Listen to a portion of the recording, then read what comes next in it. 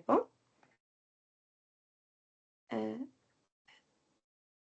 Flight mode ചെയ്യേണ്ടി വരുമോ? വേണ്ട അങ്ങനെയൊന്നുമില്ല.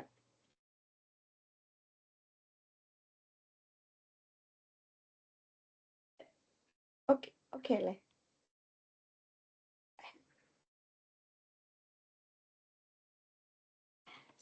സ്റ്റാർട്ട് ചെയ്യാണ്. സാറിന്റെ ഓഡിയോ ക്ലിയർ ആവുന്നില്ല. ഇപ്പൊ ക്ലിയർ ആണ്. ഇപ്പൊ ഓക്കെ. സോ ഈ ഇന്റർവ്യൂവിന് സാറ് ടൈം കണ്ടെത്തിയതിൽ ഫസ്റ്റ് ഞാൻ താങ്ക് യു പറയാണ്. ആൻഡ് ഞാൻ കേരളത്തിലുള്ള കുറേ ഹാൻഡ്ലൂം ക്ലസ്റ്റേഴ്സ് ഉണ്ടല്ലോ കേരളത്തിൽ. അപ്പോൾ ആ ഹാൻഡ്ലൂം ക്ലസ്റ്റേഴ്സിനെ പറ്റിയും അതിനെപ്പറ്റി ഈ ഹാൻഡ്ലൂം ക്ലസ്റ്റേഴ്സും അതിൻ്റെ റിലേറ്റഡ് ആയിട്ടുള്ള കുറച്ച് കാര്യങ്ങളെ കുറിച്ചുള്ള ഒരു റിസർച്ചാണ് ചെയ്യുന്നത്. അപ്പോൾ നിങ്ങൾ ഒത്തിരി വർഷത്തെ എക്സ്പീരിയൻസ് ഉള്ള ആളാണല്ലോ. അപ്പോൾ ആ എക്സ്പീരിയൻസും താങ്കളുടെ അഭിപ്രായങ്ങളും എൻ്റെ റിസർച്ചിന് ഭയങ്കര ഇമ്പോർട്ടൻ്റ് ആണ്. അപ്പോൾ ഞാൻ സാർ ഷെയർ ചെയ്യുന്ന എല്ലാ കാര്യങ്ങളും എൻ്റെ റിസർച്ചിൻ്റെ പേർപ്പസിന് വേണ്ടി മാത്രമേ ഉപയോഗിക്കുള്ളൂ എന്ന് ഫസ്റ്റ് പറയാണ്. Okay, hello. കിട്ടുന്നുണ്ട്. അപ്പൊ എൻ്റെ ഫസ്റ്റ് ക്വസ്റ്റ്യൻ എന്താന്ന് വെച്ചാല് സാറിനെ പറ്റിയും സാറ് എങ്ങനെയാണ് ഹാൻഡ്ലൂം ഇൻഡസ്ട്രിയിലേക്ക് എത്തിച്ചേർന്നതെന്ന് ഒന്ന് പറയാമോ? എന്റെ പേര് ഷാജി എന്നാണ്. ഞാനൊരു 23-ാമത്തെ വയസ്സിൽ ഇവിടെ ഒരു ഹാൻഡ്ലൂം എക്സ്പോർട്ട് ചെയ്യുന്ന ഒരു സ്ഥാപനമാണ് നമ്മുടെ കാഞ്ഞിരപ്പള്ളി യൂണിവേഴ്സ് പറഞ്ഞാൽ. ഏകദേശം ഒരു 300ഓളം തൊഴിലാളികൾ കേൾക്കുന്നില്ലേ, 300ഓളം വർക്ക് ചെയ്യുന്ന ഒരു സ്ഥാപനമാണ്. അപ്പോൾ അതില് ഞാൻ ആദ്യമായിട്ട് ഒരു ക്ലർക്കായിട്ടാണ് ഏകദേശം 1997 ഡിസംബറിലാണ് ഇവിടെ ഒരു ക്ലർക്കായിട്ട് നിയമിച്ചത്. പിന്നെ അതിനുശേഷം പടിപടിയായിട്ട് ഓരോ പോസ്റ്റിലേക്ക് വന്നു. ഇപ്പൊ സെക്രട്ടറി ആയിട്ടാണ്. 29 വർഷം പൂർത്തിയായി ആവാൻ പോകുന്നു. 29 years.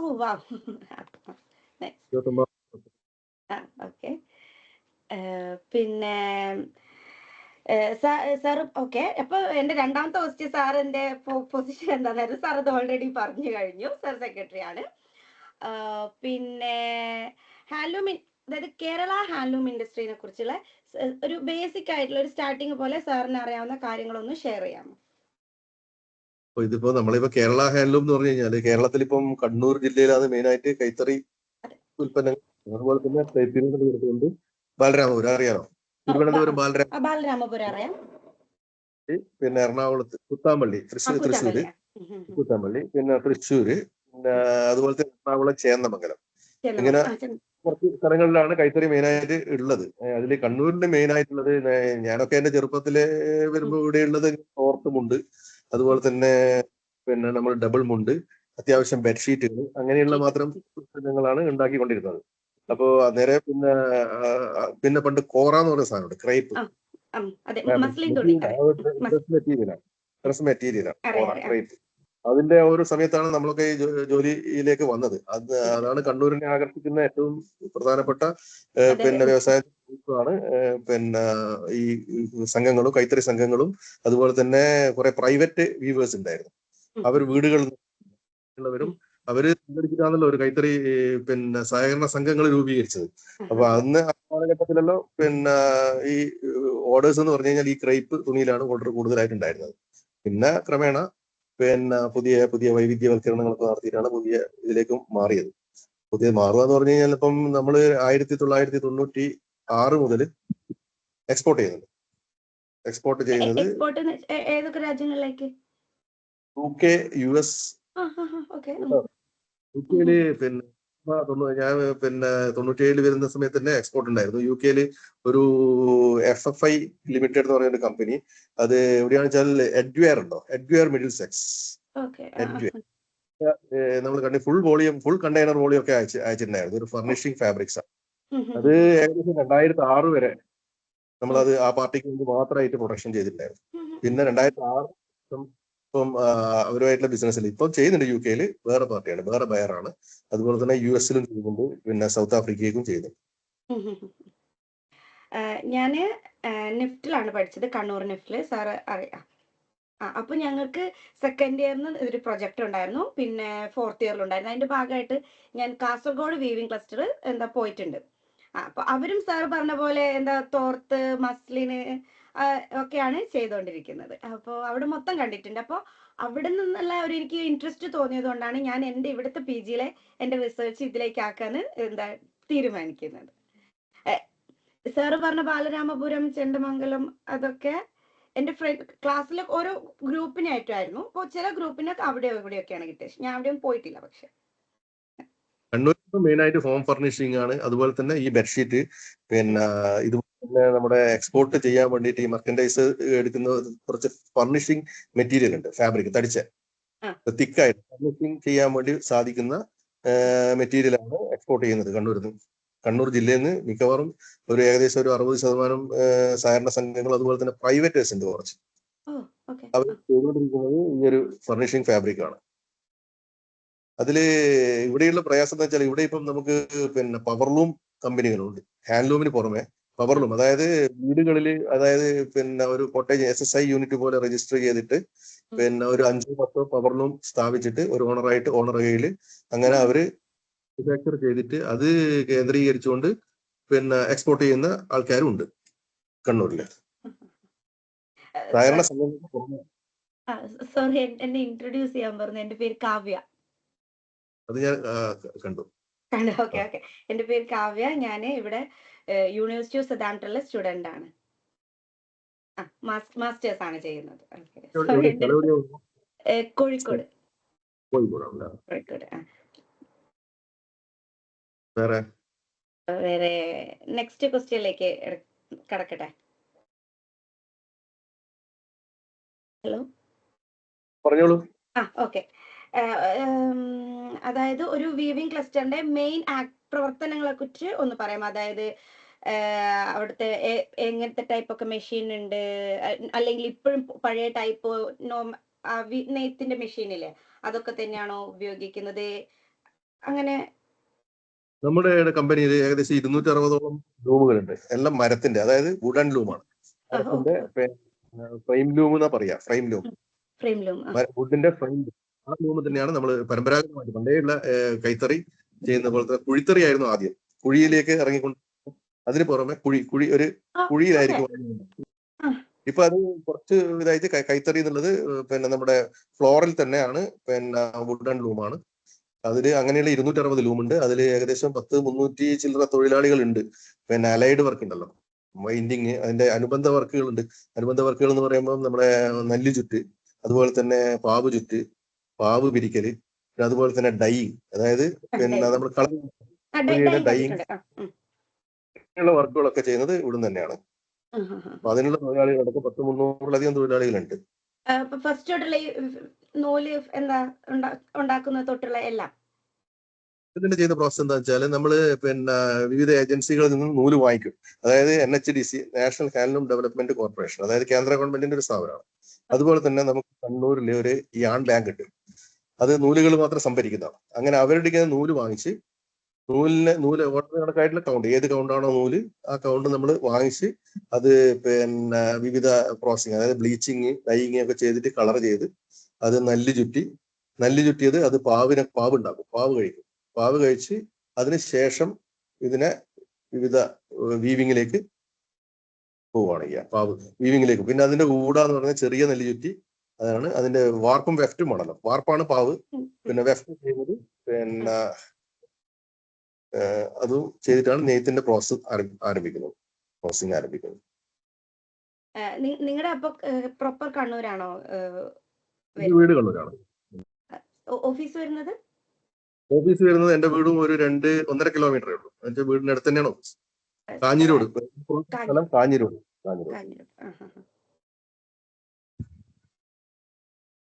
നെക്സ്റ്റ് ക്വസ്റ്റ്യനിലേക്ക് പോകട്ടെ. നിങ്ങൾ ഇപ്പം സാർ പറഞ്ഞ പ്രൊഡക്ട്സ് മാത്രമേ ഉള്ളൂ, അതായത് തോർത്ത്, ബെഡ്ഷീറ്റ്? അല്ല, നമ്മളിപ്പം പലതരം പ്രൊഡക്റ്റുകൾ ഉണ്ടാക്കുന്നുണ്ട്. ഇപ്പം നമ്മളിപ്പം ഡൊമസ്റ്റിക് മാർക്കറ്റിലേക്ക് ഉണ്ടാക്കുന്നതാണ് ഈ തോർത്തുമുണ്ട്, പിന്നെ ലുങ്കി, ബെഡ്ഷീറ്റ്, പിന്നെ ബാത്ത് ടവൽസ്, മറ്റേ ഹണികോംബ് വീവിങ്, അതുപോലെ തന്നെ ടർക്കി, അങ്ങനെയുള്ള പ്രൊഡക്ട്സ് ഉണ്ട്. പിന്നെ ഹോം ഫർണിഷിങ്ങിന് ഇപ്പൊ കർട്ടന്റെ മെറ്റീരിയൽ, കർട്ടൻ, ബെഡ്ഷീറ്റ്, അതുപോലെ തന്നെ വിവിധ കിച്ചൺ ഐറ്റംസ് ഉണ്ട്. അങ്ങനെയുള്ള ഷർട്ടിങ് മെറ്റീരിയൽ, പിന്നെ അത് ലിനനിലും കോട്ടണിലും ചെയ്യുന്നുണ്ട്. ലിനൻ കോട്ടൺ മെറ്റീരിയൽ ചെയ്യുന്നുണ്ട്. ഷർട്ടിങ്, അത് ഷർട്ടിങ് എന്ന് പറഞ്ഞു കഴിഞ്ഞാൽ മെറ്റീരിയൽ ആയിട്ട് ഉപയോഗിക്കാം. ചുരിദാർ ടോപ്പ്, കുർത്ത അങ്ങനെയൊക്കെ ചെയ്യാൻ വേണ്ടി പറ്റുന്ന രീതിയിലുള്ള മെറ്റീരിയൽ. പിന്നെ ഉള്ളത്, പിന്നെ അടുത്തത് പിന്നെ എക്സ്പോർട്ട് ചെയ്യുന്നതിനുള്ള പ്രോഡക്റ്റ് ആണ്. എക്സ്പോർട്ട് ചെയ്യാൻ വേണ്ടി ഉണ്ടാക്കുന്നത് ലിനനിൽ ഉണ്ടാക്കുന്ന കിച്ചൺ ടെക്സ്റ്റൈൽസ് ആണ്. അതായത് പിന്നെ നമ്മുടെ കിച്ചൺ നാപ്കിൻസ്, അതുപോലെ തന്നെ ടേബിൾ ക്ലോത്ത്, പിന്നെ ടേബിൾ റണ്ണർ, പിന്നെ ആപ്രൺ, പിന്നെ മിറ്റൻസ്, അങ്ങനെയുള്ള ഐറ്റംസ് ആണ് പിന്നെ ഇതിൽ ചെയ്യുന്നത്, എക്സ്പോർട്ടിന് വേണ്ടി ചെയ്യുന്നത്. നിങ്ങൾ ഇങ്ങനെ ലേഡീസിനുള്ള സാരി അതൊന്നുമില്ല, ഓൺലി മെൻ, ഐ മീൻ ഡ്രസ്സിന്റെ സാരി ഉണ്ട്. ഓക്കെ. സാരീസിൽ പിന്നെ ഞങ്ങൾ ചെയ്യുന്നത് ഈ കേരള സാരി അങ്ങനത്തെ ഒന്നും ഉണ്ടാവില്ല. സാധാരണ കളർ ഡൈറ്റ് ചെയ്തിട്ടുള്ള കളേഴ്സ്, ചെക്ക്ഡ്, അതുപോലെ സ്ട്രൈപ്പ് ചെക്ക്ഡ് ഡിസൈനിൽ വരുന്ന സാരീസ് ആണ്. ഒന്നുമില്ല. ഇതിന്റെ നിങ്ങളിപ്പോ അത് ആ ഡിസൈൻസ് ഒക്കെ ഉണ്ടാവില്ല. ഇപ്പൊ ഒരു സാരി ചെയ്യണമെങ്കിൽ ഡിസൈൻ ഉണ്ടാവില്ലേ, അത് പണ്ട് തൊട്ടേ ഉള്ളതാണോ ഉപയോഗിക്കുന്നത്, അല്ലെങ്കിൽ പുതിയതായിട്ട് ചെയ്യുന്ന വല്ലതും ഉണ്ടോ? പുതുതായിട്ടുള്ള ഡിസൈനുകൾ, അത് നമ്മുടെ വീവിംഗ് മാസ്റ്റർ, അതുപോലെ തന്നെ പ്രൊഡക്ഷൻ മാനേജർ, അങ്ങനെയുള്ള പിന്നെ അവരാണ് ഡിസൈൻ ക്രിയേറ്റ് ചെയ്തിട്ട് നമ്മൾ ഇത് ചെയ്തിട്ടാണ് പിന്നെ ചെയ്യുന്നത്. അത് പഴയ നമ്മുടെ ഹാൻഡ്ലൂമിൽ ചെയ്യാൻ പറ്റുന്ന മിക്കവാറും എല്ലാ ഡിസൈൻസുകളും നമ്മൾ മാറി അത് കളർ കോമ്പിനേഷനിൽ വ്യത്യാസം വരുത്തി ഡിസൈൻ മാറ്റാതെയും ചെയ്യും. അതുപോലെ തന്നെ ഒരേ ഡിസൈനിൽ തന്നെ കളർ കോമ്പിനേഷൻ മാറ്റി ചെയ്യാറുണ്ട്. ഇപ്പൊ എന്റെ പ്രൊജക്ട് എന്ന് പറയുന്നത് നമ്മുടെ ഹാൻഡ്ലൂം ഫാബ്രിക്സുകൾ ഉണ്ടല്ലോ, ഇപ്പൊ സാരിന്റെ ആയാലും ഷർട്ടിന്റെ ആയാലും സാർ പറഞ്ഞല്ലോ. ഇപ്പൊ ഇങ്ങനത്തെ ഫാബ്രിക്സ് ഏജ് ആയ ആളുകൾ മാത്രമാണ് ഇപ്പോൾ ഉപയോഗിച്ചുകൊണ്ടിരുന്നത്. ഇപ്പൊ സാരി ആണെങ്കിൽ വലിയ ആളുകളെ ഉപയോഗിക്കുന്നുള്ളൂ. ഇപ്പൊ നമ്മുടെ ഒരു 20-30 ഇടയിലുള്ള കുട്ടികളൊന്നും തന്നെ ഇപ്പൊ ഉപയോഗിക്കുന്നില്ല. അപ്പോൾ അവർക്ക് ഉപയോഗിക്കാൻ പാകത്തിനുള്ള ഡ്രസ്സുകൾ ഉണ്ടാവില്ലേ, അങ്ങനത്തെ ഡ്രസ്സുകളാക്കിയിട്ട് ഇവിടത്തെ മാർക്കറ്റിൽ, ഇപ്പം സാർ പറഞ്ഞു എക്സ്പോർട്ടിങ്ങിൽ ഹോം ഫർണിഷിംഗ് ഐറ്റംസ് ഒക്കെയാണ് നിങ്ങൾ എക്സ്പോർട്ട് ചെയ്യുന്നത് എന്ന്. അപ്പൊ അതിന് പകരം ഇങ്ങനത്തെ ഡ്രസ്സുകളാക്കിയിട്ട് കൺവേർട്ട് ചെയ്തിട്ട് എക്സ്പോർട്ട് ചെയ്യാൻ പറ്റുമോ എന്നുള്ളതാണ് എന്റെ പ്രൊജക്ട്. ഇതുവരെ നമ്മളിപ്പോ ഈ അപ്പാരൽസ് ആയിട്ട് ഇങ്ങനെ മെയ്ഡപ്സ് ആയിട്ട് നമ്മൾ പല കാര്യങ്ങളും ഫർണിഷിംഗ്, അതായത് ഈ കിച്ചണിലുള്ള ആപ്രണ്, ഗ്ലൗ, അതൊക്കെ നമ്മൾ മെയ്ഡപ്പ് ആയിട്ട് ചെയ്യുന്നുണ്ട്, മെറ്റീരിയൽ വെച്ചിട്ട്. ബെഡ്ഷീറ്റ് ഉണ്ട്, പില്ലോ കവർ, മറ്റു കാര്യങ്ങളൊക്കെ ചെയ്യുന്നുണ്ട്. ബെഡ്ഷീറ്റ്, അതിന്റെ പില്ലോ കേസ്, പില്ലോ കവർ, പിന്നെ അത് അങ്ങനെയൊക്കെ മേഡപ്പ് ചെയ്യുന്നുണ്ട്. പക്ഷെ ഇതിന്റെ ഈ ഡ്രസ് മെറ്റീരിയൽ ഉപയോഗിച്ചിട്ട് ഗാർമെന്റ്സ് നമ്മൾ മാനുഫാക്ചർ ചെയ്താൽ എക്സ്പോർട്ട് ചെയ്യാനുള്ള സാധ്യതയുണ്ട്. പക്ഷെ നമുക്ക് സഹകരണ സംഘങ്ങൾക്കുള്ള ബുദ്ധിമുട്ട് എന്താണെന്ന് വെച്ചാൽ, ഈ ഗാർമെന്റ്സ് നമ്മളിപ്പോ റെഡിമെയ്ഡ് ഷർട്ടിലേക്ക് കയറിയിട്ടുണ്ട്. ഷർട്ട് ചെയ്യുന്നുണ്ട്, ഈ കോട്ടണിൽ തന്നെ റെഡിമെയ്ഡ് ഷർട്ട് ചെയ്തിട്ടുണ്ട്. അത് കുട്ടികളുടെ ഷർട്ട്, അതുപോലെ തന്നെ മുതിർന്നവരുടെ ഷർട്ട് ചെയ്യുന്നുണ്ട്. ലേഡീസിന്റെ ഡ്രസ് മെറ്റീരിയൽ, അതായത് നമ്മളിപ്പോ ഒരു കുർത്ത, അതുപോലെ തന്നെ ഒരു ടോപ്പില്ലേ, അതും ചെയ്യാൻ വേണ്ടി നമ്മൾ സ്റ്റാർട്ട് ചെയ്തിട്ടുണ്ട്. പക്ഷെ അതിലെന്താ പ്രശ്നം വെച്ചാൽ, കുറച്ച് കൂടുതൽ വെറൈറ്റി, അതായത് സെലക്ഷൻസ് ഉണ്ടെങ്കിൽ മാത്രമേ ആൾക്കാർ വാങ്ങിക്കുന്നുള്ളൂ. അപ്പൊ അതിന് ഈ ഹാൻഡ്ലൂമിലാവുമ്പോൾ നമുക്ക് ഒരുപാട് അങ്ങനെ വെറൈറ്റികൾ ഉണ്ടാകും. കാരണം വെച്ചാൽ നമ്മൾ ഒരു 100 മീറ്റർ തുണി ഉണ്ടാക്കണം ഒരു ഡിസൈൻ ചെയ്യണമെങ്കിൽ. ഒരു ഡിസൈൻ 100 മീറ്ററിൽ കുറച്ചിട്ട് നമുക്ക് ഉണ്ടാക്കാൻ വേണ്ടി പറ്റും. ഒരു പാവ് കഴിക്കുന്നതിന്റെ ലെങ്ത് ഏകദേശം 120 മീറ്റർ ആണ് പാവിന്റെ ലെങ്ത് വരിക. അപ്പൊ അതിനകത്തായിട്ടുള്ള ഡിസൈൻ മാറ്റി അങ്ങനെ ചെയ്യാൻ വേണ്ടിയിട്ട്, അപ്പൊ വെറൈറ്റി അവർക്ക് പിന്നെ വെറൈറ്റി ഡിസൈൻ കിട്ടാത്തതിന്റെ ഒരു ബുദ്ധിമുട്ടുണ്ട്, പ്രയാസമുണ്ട്. അപ്പൊ അടുത്ത ക്വസ്റ്റ്യനിലേക്ക് പോട്ടെ. നിലവില് നിങ്ങൾക്ക് ഏറ്റവും കൂടുതൽ ആവശ്യക്കാരുള്ള നിങ്ങളുടെ ഉൽപ്പന്നം ഏതാണ്? നമ്മളിപ്പോ പിന്നെ ബെഡ്ഷീറ്റ് ആണ്. ബെഡ് സ്പ്രെഡ് അതാണ് നമുക്ക് ഏറ്റവും കൂടുതൽ ഇപ്പം മാർക്കറ്റിലുള്ളത്.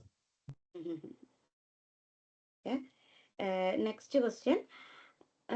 കഴിഞ്ഞ ഒരു 5-10 വർഷത്തിനിടയിൽ ഈ മേഖലയിൽ ഉണ്ടായ പ്രധാന മാറ്റങ്ങൾ എന്തൊക്കെയാണ്? കഴിഞ്ഞ 5-10 വർഷമായിട്ട് കുറെ ഒരു വൈവിധ്യവൽക്കരണത്തിന്റെ ഭാഗമായിട്ട് ഈ പറഞ്ഞതുപോലെ തന്നെ ഗാർമെന്റ്സിലേക്ക് പിന്നെ നമ്മളിപ്പോ ഷർട്ടിങ് ഉണ്ടാക്കുന്നുണ്ടെങ്കിൽ ഇതുവരെ റെഡിമെയ്ഡ് ഷർട്ട് ഉണ്ടാക്കിയിട്ടുണ്ടായിരുന്നില്ല. അതുപോലെ തന്നെ കുർത്തയുടെ തുണികൾ ഉണ്ടാക്കുന്നുണ്ടെങ്കിൽ അതുപോലെ റെഡിമെയ്ഡ് കുർത്ത അങ്ങനെ ഉണ്ടാക്കിയിരുന്നില്ല.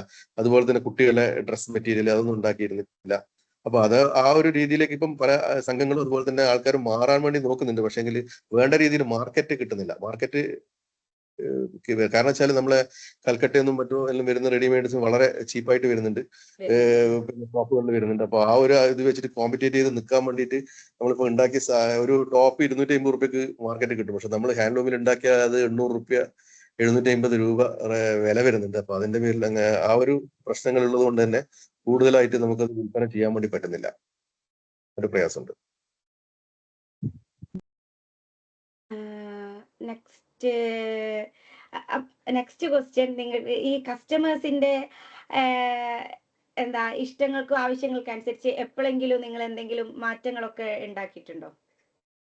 ഉണ്ടാക്കിയിട്ടുണ്ടെന്ന് പറഞ്ഞു കഴിഞ്ഞാൽ നമ്മളിപ്പോ പിന്നെ പഴയ കാല രീതിയിലുള്ള ബെഡ്ഷീറ്റ്, അതുപോലെ തന്നെ തോർത്തുമുണ്ട്, പിന്നെ ലുങ്കി, ഇതെല്ലാം കസ്റ്റമർ വാങ്ങിക്കണം. കസ്റ്റമർ നമ്മളോട് ചോദിക്കും ചില കർട്ടൻസ്, അതുപോലെ തന്നെ കുഷ്യൻ, സെറ്റിയിലൊക്കെയുള്ള കുഷ്യൻ, അങ്ങനെയുള്ള കാര്യങ്ങളൊക്കെ നമ്മൾ കസ്റ്റമൈസ് ചെയ്ത് അവരുടെ ആവശ്യത്തിന് കണക്കായിട്ട് ഉണ്ടാക്കിയിട്ട് തന്നെ കൊടുക്കുന്നുണ്ട്, നിർമ്മിച്ചു കൊടുക്കുന്നുണ്ട്.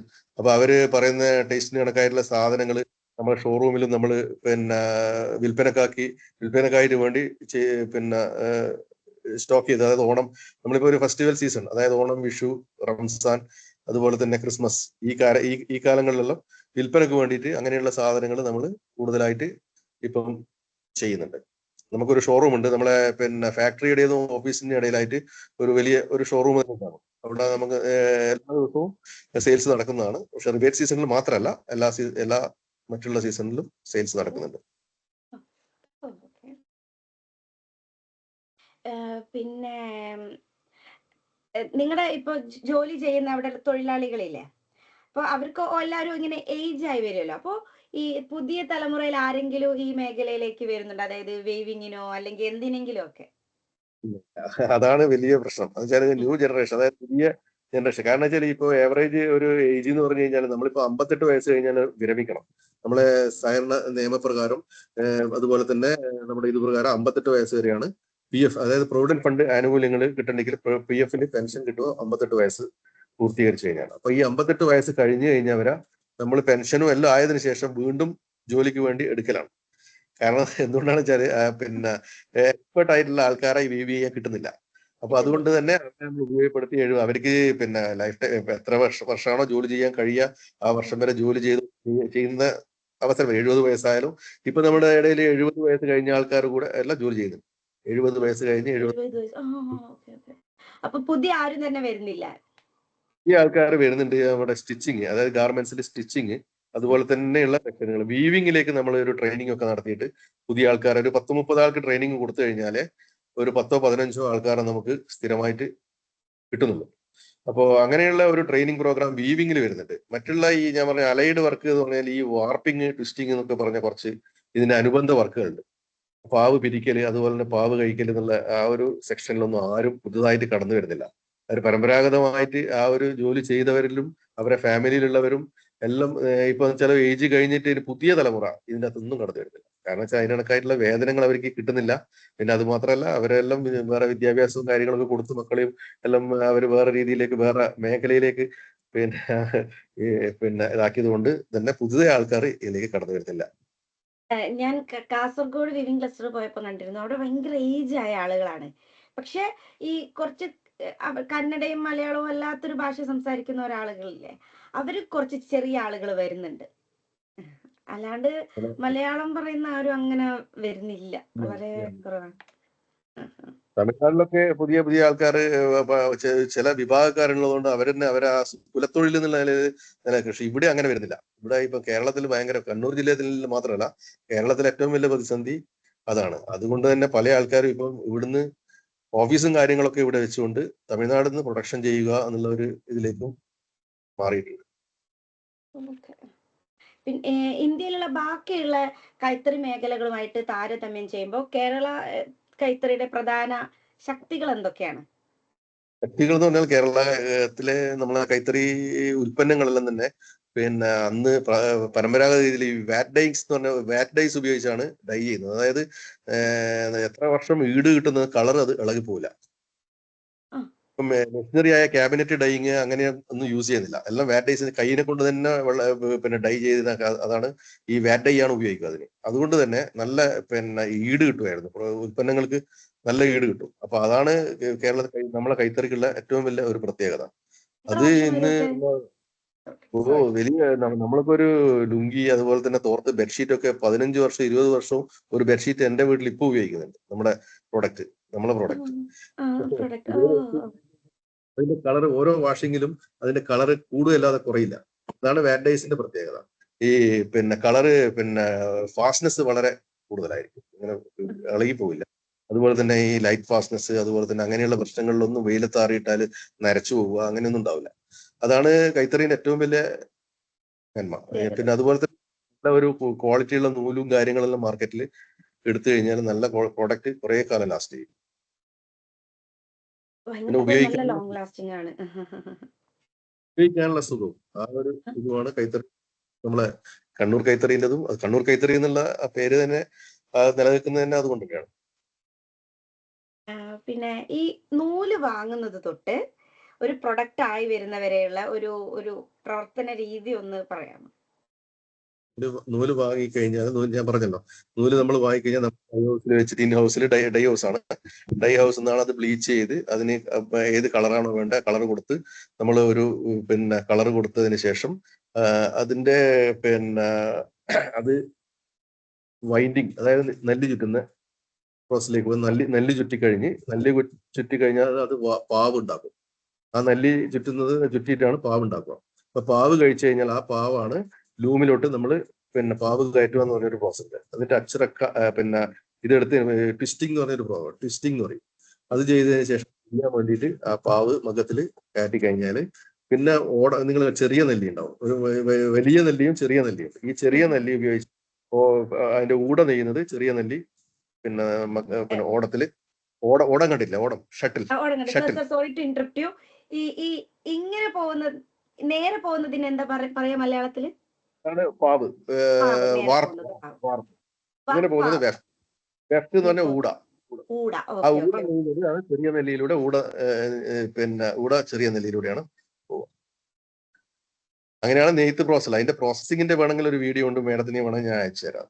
ഇങ്ങനെ വളരെ ഉപകാരമായിരിക്കും.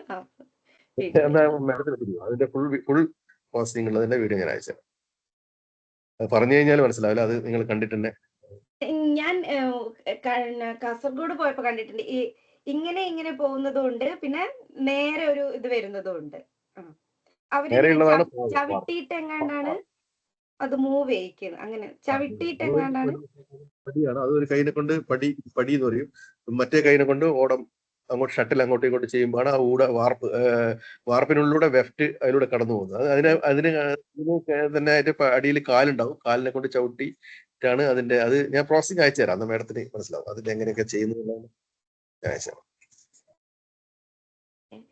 ഇനി ഇപ്പൊ ഒരു പുതിയതായിട്ട് നിങ്ങളൊരു ഡിസൈൻ നിങ്ങളുടെ ടീം തീരുമാനിച്ചു എന്ന് വെച്ചോ, അപ്പൊ അത് ഉണ്ടാക്കിയെടുക്കാൻ എത്ര ടൈം വേണ്ടി വരും? ഫാബ്രിക് ഉണ്ടാക്കിയെടുക്കാനാണോ ഉദ്ദേശിക്കുന്നത്? തുണിയല്ല, അത് ഓരോന്നിന്റെ ഒരു രൂപം രീതി പോലെയാണ്. അങ്ങനെ വെച്ചാൽ നമ്മളിപ്പോ ഒരു ഓർഡർ കിട്ടിക്കഴിഞ്ഞാല് പിന്നെ അതിന്റെ പിന്നെ കളറ്, പാറ്റേൺ, ഡിസൈന് ഒക്കെ നോക്കിയിട്ട് അതിന് കണക്കായിട്ട് ഡൈ ചെയ്യണം. ഏതൊക്കെ കളർ ഉണ്ട് വെച്ചാൽ അത് ഡൈ ചെയ്തെടുക്കണം. അതിനുള്ളൊരു കാലതാമസം. ഹാൻഡ്ലൂമിൽ പൊതുവെ ഒരു 35 മീറ്റർ നെയ്യാൻ പറ്റുമെങ്കിലും നമുക്കൊരു 100 മീറ്റർ, അതായത് പാവ് ഉണ്ടാക്കുന്നത് ഏകദേശം ഒരു 100 മീറ്ററോളം പാവ് ഉണ്ടാക്കണം. അങ്ങനെയാണെങ്കിൽ ഒരു 100 മീറ്റർ മിനിമം നമുക്ക് ഓർഡർ തരേണ്ടി വരും. മാക്സിമം നമുക്ക് അത്രയായാലും കുഴപ്പമില്ല, അതന്നെ റിപ്പീറ്റ് ചെയ്യുന്നതിന് കുഴപ്പമില്ല. അതിപ്പോ പിന്നെ ഒരു 35 മീറ്റർ ഒക്കെ നെയ്തെടുക്കാൻ ഒരു നെയ്ത്ത് പ്രവൃത്തി മാത്രം ഒരു 3-4 ദിവസം കൊണ്ട് ചെയ്യാൻ പറ്റും. ഏത് വെറൈറ്റി ആയാലും 4 ദിവസം കൊണ്ട് ഒരു 30-35 മീറ്റർ ഒക്കെ നെയ്തെടുക്കാൻ പറ്റും. പിന്നെ അതിന്റെ പിന്നെ ഡിസൈനിങ്ങും ചെയ്യുന്നതിന്റെ ഞാൻ പറഞ്ഞല്ലോ, വാർപ്പിംഗ്, ട്വിസ്റ്റിംഗ് അങ്ങനെയുള്ളത് ഒരു ദിവസത്തെ വർക്ക് ഉണ്ടാവും. ഒരു ദിവസത്തെ വർക്ക് മൊത്തത്തിലുണ്ടാവും. നെല്ല് ചുറ്റും അത് അതിന്റെ അനുബന്ധ വർക്ക് എല്ലാം ബന്ധപ്പെട്ടിട്ട് എങ്ങനെയായാലും ഒരു വീക്ക് കൊണ്ട് തന്നെ നമുക്കൊരു 35 ഓർഡർ തന്നാൽ ഒരു 100 മീറ്ററിന്റെ ഓർഡർ ആണെങ്കിൽ പിന്നെ 2-3 തൊഴിലാളികൾ ഉപയോഗിച്ച് കൊടുക്കാൻ വേണ്ടി പറ്റും. നിങ്ങൾ ഈ ഉൽപാദനത്തിന് നേരിടുന്ന വെല്ലുവിളികൾ എന്തൊക്കെയാണ്? വെല്ലുവിളികൾ, ഉൽപാദനത്തിൽ വരുന്ന വെല്ലുവിളികൾ എന്ന് പറഞ്ഞാൽ നമുക്ക് പറ്റിയ നല്ല നല്ല ക്വാളിറ്റിയുള്ള റോ മെറ്റീരിയൽ ഇപ്പം കിട്ടുന്നത് വളരെ കുറഞ്ഞു വരിക. നൂലിന്റെ ക്വാളിറ്റി ആണെങ്കിലും വളരെ കുറവാണ്. ഇപ്പൊ സ്പിന്നിംഗ് മില്ലിൽ നിന്ന് ഉൽപ്പാദിപ്പിക്കുന്ന നൂലുകളൊന്നും വലിയ ക്വാളിറ്റി, പഴയ ക്വാളിറ്റി നിൽക്കുന്നില്ല. അതുപോലെ തന്നെ ഈ ഡൈസ് ഉണ്ടാക്കുന്ന കമ്പനികൾ, അതായത് ഞാൻ പറഞ്ഞല്ലോ വാറ്റ് ഡൈസ് ഉണ്ടാക്കുന്ന കമ്പനികളൊന്നും പഴയ ഒരു സ്റ്റാൻഡേർഡ് കീപ്പ് ചെയ്യുന്നില്ല. അതിന്റെ നമുക്ക് ഏറ്റവും വലിയൊരു വെല്ലുവിളിയാണ്. പിന്നെ അതുപോലെ തന്നെ ഈ ഓർഡേഴ്സ് കിട്ടിക്കഴിഞ്ഞാൽ എല്ലാവർക്കും ക്വാളിറ്റി പ്രധാനമാണ്, പക്ഷെ റോ മെറ്റീരിയൽ അതിന് ആ ക്വാളിറ്റി കൊടുക്കാൻ പറ്റുന്ന രീതിയിലുള്ള റോ മെറ്റീരിയൽ എല്ലാം നമുക്ക് മാർക്കറ്റിൽ അവൈലബിൾ ആയിരിക്കും. ആ ഒരു പ്രശ്നങ്ങളാണ് നമ്മളിപ്പോൾ ഉള്ള വെല്ലുവിളി. അടുത്തത് ഒരു കൈത്തറി പ്രൊഡക്റ്റിന്റെ ഇപ്പൊ നമ്മൾ സാർ നേരത്തെ പറഞ്ഞല്ലോ, ബാക്കിയുള്ള പ്രൊഡക്റ്റിനെ വെച്ച് നോക്കുമ്പോൾ നിങ്ങൾക്ക് റേറ്റ് കൂടുതലാണ്. അതിന്റെ വില നിശ്ചയിക്കുന്ന കാര്യങ്ങൾ എന്തൊക്കെയാണ്? നിശ്ചയിക്കുന്നത് ഒന്നാമത് റോ മെറ്റീരിയലിന്റെ കോസ്റ്റിംഗ് എടുക്കും. പിന്നെ അതുപോലെ തന്നെ നമ്മളിപ്പം ഒരു സഹകരണ സംഘം എന്ന നിലയിൽ നമുക്ക് തൊഴിലാളികൾക്ക് ഒരു മിനിമം വേജസും അതുപോലെ തന്നെ ഓരോ വെറൈറ്റിക്കും ഇന്ന കൂലി കൊടുക്കണം എന്നുള്ളൊരു ഒരു കൂലി പട്ടികയുണ്ട്. ആ പട്ടിക വെച്ചിട്ടുള്ള കൂലി തൊഴിലാളിക്ക് കൊടുക്കണം. അതുപോലെ തന്നെ ആ കൂലിയും അതുപോലെ തന്നെ അതിന്റെ വർക്ക് ലോഡും കാൽക്കുലേറ്റ് ചെയ്തുകൊണ്ട് നൂലിൻ്റെതും ചായം കെമിക്കൽസ് ഉണ്ടല്ലോ ഉപയോഗിക്കുന്ന അതിന്റെ കോസ്റ്റിംഗും കൂട്ടിയാണ് നമ്മൾ അതിന്റെ അകത്ത് ചെറിയൊരു മാർജിൻ കൂടി ഉപയോഗിച്ചാണ് കോസ്റ്റിംഗ് എടുക്കുന്നത്. മാർജിൻ എത്ര പെർസെന്റേജ് ആയിരിക്കും? മാർജിൻ ഒരു 15% ഉണ്ടാവും, അത്രേ കിട്ടും. അത്രേ വെക്കും. Okay okay okay okay. പിന്നെ ഇപ്പൊ നമുക്ക് എന്താ ഓൾറെഡി എല്ലാത്തിനും ചെലവ് കൂടി കൂടി വരികയാണല്ലോ. അപ്പൊ കഴിഞ്ഞൊരു കുറച്ച് വർഷങ്ങളായിട്ട് നിങ്ങൾക്ക് എന്താ ഏറ്റവും കൂടുതൽ വർദ്ധിച്ച ചെലവ് എന്തൊക്കെയാണ്? നമുക്ക് കഴിഞ്ഞ ചെലവിനത്തിൽ എന്ന് വെച്ചാൽ നമുക്കിപ്പോ ഈ നൂലിന്റെ ഒക്കെ ഫ്ലക്ച്വേഷൻ, വിലയിൽ വരുന്ന ഫ്ലക്ച്വേഷൻ വരുമ്പോൾ ഒരു ഇതുണ്ടാവും, പ്രശ്നം ഉണ്ടാവും. അതുപോലെ തന്നെ പിന്നെ നമുക്ക് ഇലക്ട്രിസിറ്റി ഒന്നും നമ്മൾ അങ്ങനെ ബാധിക്കുന്നില്ല. വലിയ ഒരു കാരണം എല്ലാം മാൻ പവർ ആണല്ലോ. അപ്പോ അത് തീരെ ബാധിക്കുന്നില്ല. വേറെ അങ്ങനെ പ്രശ്നങ്ങള് കഴിഞ്ഞതിനെ അപേക്ഷിച്ചിട്ട് ഇത് വരുന്ന ഇതിനെ ഡൈസിന്റെ വിലയാണ് കണ്ടമാനം വല്ലാത്ത തോതിൽ ഓരോ തവണയും വർദ്ധിച്ചുകൊണ്ടേയിരിക്കുന്നത്. നൂലിനെക്കാളും ഡൈസിന്റെ വിലയാണ് വർദ്ധിക്കുന്നത്. നൂലിലും കൂടുന്നുണ്ട്, പക്ഷേങ്കിൽ അത്ര അതിനേക്കാൾ ഇതാണ് ഡൈസിന്റെ വില വർദ്ധിച്ചുകൊണ്ടിരിക്കുന്നത്. ഒരു സാധാരണ കൈത്തറി തുണിയും പ്രീമിയം കൈത്തറി തുണി അങ്ങനെയൊക്കെ നിങ്ങൾക്കുണ്ടോ? ഉണ്ടെങ്കിൽ അത് തമ്മിലൊരു ഡിഫറൻസ് എന്തൊക്കെയാണ്? ഇതിന്റെ ക്വാളിറ്റി ബേസ് എന്ന് പറഞ്ഞാൽ ഇതിന്റെ അച്ഛൻ നമ്പറാണ് ഏറ്റവും വലിയ. കാരണം വെച്ചാൽ ഒരു ഇഞ്ചില് ഇത്ര നൂല് വേണം എന്നുള്ളതാണ് കൈത്തറിന്റെ ഇത് ക്വാളിറ്റി നിർണ്ണയിക്കുന്ന ഒരു പ്രധാനപ്പെട്ട ഘടകം. പിന്നെ അത് പുറമെ നല്ല എക്കോ ഫ്രണ്ട്ലി ആയിട്ടുള്ള ഡൈസ് ഉപയോഗിക്കുക, നല്ല നൂല് ഉപയോഗിക്കുക, പ്രീമിയം ക്വാളിറ്റി നൂല് ഉപയോഗിക്കുക. അതാണ് പ്രീമിയം ക്വാളിറ്റി കൈത്തറി തുണി. അല്ലാതെ തന്നെ ഇത് പറഞ്ഞതുപോലെ ഈ സെക്കൻഡ് ആയിട്ടുള്ള വില കുറഞ്ഞ പരുത്തിനെ കൊണ്ടുണ്ടാക്കിയ നൂല് ഉപയോഗിച്ച് കഴിഞ്ഞാൽ നിങ്ങൾ പറയുന്ന കൈത്തറിക്ക് തമിഴ്നാട് ഈറോഡ് ഭാഗത്തു നിന്നൊക്കെ അങ്ങനെയുള്ള കൈത്തറി തുണികൾ ധാരാളം കണ്ണൂരേക്ക് തന്നെ വരുന്നുണ്ട്, വില കുറഞ്ഞ്. നമ്മളിപ്പോ ഒരു തോർത്തുമുണ്ട്, നമ്മുടെ ഷോറൂമിൽ തോർത്തുമുണ്ടിന്റെ വില 175 രൂപയാണ്. ഒരു തോർത്തുമുണ്ടിന് പ്രീമിയം ക്വാളിറ്റി നൂല്, അതുപോലെ തന്നെ വെള്ളം അബ്സോർബ് ചെയ്യുന്ന ട്വിസ്റ്റഡ് ആണ്. അപ്പൊ അങ്ങനെ ഇതൊന്നും സ്പെസിഫിക്കേഷൻ ഒന്നും ഇല്ലാത്ത നൂല് ഉപയോഗിച്ച്, അതായത് റീസൈക്കിൾ ആയിട്ടുള്ള നൂലൊക്കെ ഉപയോഗിച്ചുകൊണ്ട് 40 രൂപയ്ക്കും 50 രൂപയ്ക്കും മാർക്കറ്റിൽ തോർത്തുമുണ്ടുകളും മറ്റു കാര്യങ്ങളൊക്കെ അവൈലബിൾ ആണ്. അത് കസ്റ്റമർ വാങ്ങിച്ച് അത് ഉപയോഗിച്ച് കഴിഞ്ഞാൽ അതിന്റെ ക്വാളിറ്റി പ്രത്യേകം മനസ്സിലാക്കാൻ പറ്റും. അങ്ങനെയുള്ള കസ്റ്റമറാണ് നമ്മളെ നമ്മൾ തേടി വരുന്ന കസ്റ്റമർ ആണ് നമുക്ക് കൂടുതലുള്ളത്. ഈ നിങ്ങളുടെ ഫൈനൽ പ്രൊഡക്റ്റ് ഉണ്ടല്ലോ, അതിന് നിങ്ങൾക്കൊരു വില കിട്ടുമല്ലോ. അതിൽ നിന്നൊരു ന്യായമായ ഒരു വിഹിതം നിങ്ങളുടെ തൊഴിലാളികൾക്ക് കിട്ടുമെന്ന് നിങ്ങൾ വിചാരിക്കുന്നുണ്ടോ, അല്ലെങ്കിൽ നിങ്ങൾ ഉറപ്പുവരുത്തുന്നുണ്ടോ? എങ്ങനെയാണ് എനിക്ക് മനസ്സിലായില്ല ചോദ്യം. അതായത് നെയ്ത്തുകാരുടെ എന്താ സാലറി ഉണ്ടല്ലോ. അപ്പോ നിങ്ങളുടെ പറഞ്ഞല്ലോ നിങ്ങളെ പ്രൊഡക്റ്റ് 800 രൂപ, ഇപ്പം ഒരു പ്രൊഡക്റ്റ് ഒക്കെ 800 രൂപയ്ക്കൊക്കെ വിൽക്കുന്നുണ്ടെന്ന്. അപ്പോ ആ ഒരു പ്രൊഡക്റ്റിനനുസരിച്ച് അവർ സ്പെൻഡ് ചെയ്ത ഒരു സമയത്തിനുള്ള പൈസ അവർക്ക് കിട്ടുന്നുണ്ടെന്ന് കരുതുന്നുണ്ടോ? അത് തീർച്ചയായിട്ടും നമ്മുടെ സഹകരണ സംഘം എന്ന നിലയിൽ ഞാൻ പറഞ്ഞ കൂലിപ്പട്ടികൾക്ക് പുറമെ നമ്മുടെ സംഘത്തിന്റെ ഒരു സാമ്പത്തിക സ്ഥിതിയും അതിന്റെ ഓരോ വർഷത്തെ ലാഭവും വെച്ച് അതിന്റെ ലാഭവിഹിതം ഡിവിഡൻഡ് മാത്രമായിട്ടില്ല, നമ്മൾ ഓണത്തിന് ബോണസ് ആയിട്ടും അത് തൊഴിലാളിക്ക് അത് ഡെപ്പോസിറ്റ് ചെയ്യാം. പിന്നെ അവരിപ്പം ഒരു തൊഴിലാളി ഇപ്പൊ ഒരു 50,000 രൂപയുടെ വർക്ക് ചെയ്തിട്ടുണ്ടെങ്കിൽ അതിന്റെ 20 ബോണസ് ആയിട്ട്, ഉദാഹരണം പറഞ്ഞാണ്. അപ്പൊ ഒരു 1 ലാഖിന്റെ 20,000 അവർക്ക് ഇയർലി ബോണസ് ആയിട്ട് നമ്മൾ കൊടുക്കുന്നുണ്ട്. അത് സ്ഥാപനം കൊടുക്കുന്നതാണ്. കാരണം വെച്ചാൽ ലാഭത്തിന് ഇത്രയും ഈ ഒരു തരത്തിലൊക്കെ നമ്മൾ ലാഭത്തിൽ തന്നെയായിരുന്നു പോയിട്ടുള്ളത് സ്ഥാപനം. പക്ഷെ ചില കോവിഡിന്റെ ഒക്കെ സമയത്ത് നമുക്ക് കുറച്ച് ലോസും കാര്യങ്ങളൊക്കെ ഉണ്ടായിരുന്നു. ആ സമയത്തൊന്നും ബോണസ് ഇതേ രീതിയിൽ കൊടുത്തിട്ടുണ്ടാവില്ല. അതിന് കണക്കായിട്ട് പെർസെന്റേജ് കുറഞ്ഞു. ബിക്കോസ് ഇല്ല, എനിക്കിപ്പം ഞാൻ എഴുതിയ ക്വസ്റ്റ്യൻ നല്ലാണ്ട് ചോദിക്കുകയാണ്. ഞാൻ കാസർഗോഡ് പോയപ്പോൾ അവിടെയുള്ള പ്രായമായ ആളുകളൊക്കെ മെയിനായിട്ട് പറഞ്ഞു ഇവർക്ക് സാലറി ഭയങ്കര കുറവാണ്. ഒരു കാസർഗോഡ് വീവിംഗ് ക്ലസ്റ്ററുകാരാണ്. കാസർഗോഡ് സാരീസ് എന്ന് പറയുന്ന ആ ഒരു പ്രത്യേകതരം പശയൊട്ട് ഉണ്ടാക്കുന്ന സാരി ഉള്ളവർ. അവർ പറഞ്ഞതെന്ന് വെച്ചാൽ വളരെ കുറഞ്ഞ ഇതാണ് അവർക്ക് കിട്ടുന്നത്. അതുകൊണ്ടാണ് അവരുടെ മക്കളൊന്നും ഈ ജോലിക്ക് വരാൻ തയ്യാറാവാത്തതും പുതിയ ആളുകൾ വരാത്തത്. അപ്പൊ അതുകൊണ്ടാണ് ഞാൻ ഇങ്ങനെ ഒരു ക്വസ്റ്റ്യൻ. ശരിയാണ്. കാരണം വെച്ചാൽ ഈ മേഖലയില് പിന്നെ കൂലി വളരെ കുറവാണ്. പക്ഷെ ചില സംഘങ്ങൾ അവരെ ലാഭം ഉണ്ടെങ്കിൽ അത് തൊഴിലാളിക്ക് സ്പ്ലിറ്റ് ചെയ്ത് കൊടുക്കും. അതാണ് സഹകരണ സംഘത്തിന്റെ പ്രത്യേകത. നമ്മളിപ്പോ ഒരു സഹകരണ സംഘം ആയതുകൊണ്ട് തന്നെ തൊഴിലാളിക്ക് ആവശ്യമായിട്ടുള്ള എല്ലാ ആനുകൂല്യങ്ങളും നമ്മൾ PF, ESI, അതുപോലെ തന്നെ ക്യാഷ്വൽ ലീവ്, പിന്നെ ഇതുപോലെ തന്നെ ബോണസ്, ഈ ആനുകൂല്യങ്ങളൊക്കെ തന്നെ നൽകിക്കൊണ്ട് തന്നെയാണ് ഈ സ്ഥാപനം പോകുന്നത്. എപ്പോഴെങ്കിലും തോന്നിയിട്ടുണ്ടോ നിങ്ങളുടെ ഈ പാരമ്പര്യമൊക്കെ ഇത്രയും വർഷത്തെ ഇത് അല്ല കേരള ഹാൻഡ്ലൂം എന്നൊക്കെ പറയുമ്പോൾ അത് നിങ്ങളുടെ പുതിയ കസ്റ്റമേഴ്സിനെ ആകർഷിക്കാറുണ്ടോ? പുതിയ കസ്റ്റമേഴ്സിനെ ആകർഷിക്കാറുണ്ട്. നമ്മൾ പാരമ്പര്യം മാത്രമല്ല, ഈ പുതിയ കസ്റ്റമർ പിന്നെ ഉദ്ദേശിക്കുന്നത് വെച്ചാൽ അവര് കൈത്തറി എന്ന് പറഞ്ഞാൽ ഒരു ഹാൻഡിക്രാഫ്റ്റ് ആണല്ലോ. അതാണ് അവര് പിന്നെ ഇത്രയും വില കൊടുത്തിട്ടും വാങ്ങിക്കുന്നത്. പക്ഷെ ഇതിന്റെ മാർക്കറ്റിൽ ഇതിന്റെ ഇതന്നെ പിന്നെ എന്താ പറയണ്ടേ, ഇതിലും വ്യാജന്മാര്. അതായത് പിന്നെ നമ്മളിപ്പോ ഒരു സാരി കൈനെ കൊണ്ട് നെയ്യാൻ വേണ്ടി ഒരു ദിവസം വേണം.